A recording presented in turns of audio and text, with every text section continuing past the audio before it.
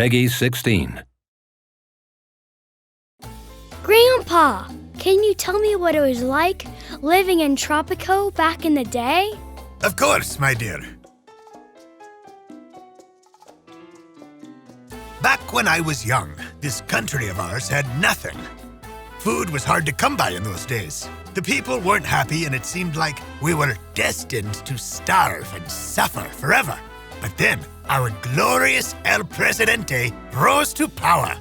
He laid down roads and built up the towns.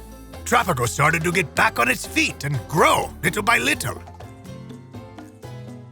We fought alongside our Presidente and gained our independence. But the joy of that victory was short-lived. What happened? Why stop? War soon engulfed the entire world, and our little country was caught in the middle of it. But that was only the beginning. After the war ended, a rift started to grow between the East and West. That was when Presidente changed.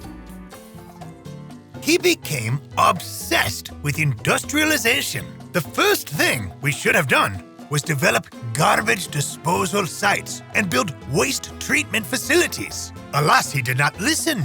He was obsessed with building power plants. So close to our homes, too. Curse him! Puñete, no me hagas grita! Grandpa, are you all right? Yes, of course. Back then, we Tropicans had a craving for luxury goods and leisure facilities.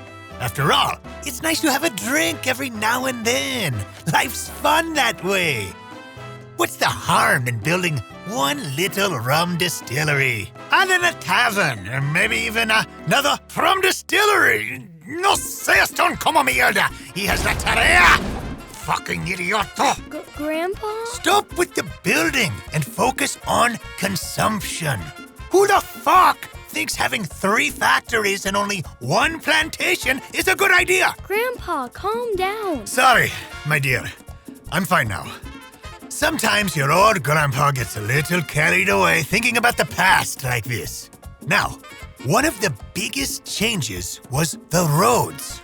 The more developed a country is, the more you need to move people around. Understand? Yes. We used to call that road the Twisted Highway. Of course, a genius like El Presidente has no use for straight roads. Want to see what he came up with?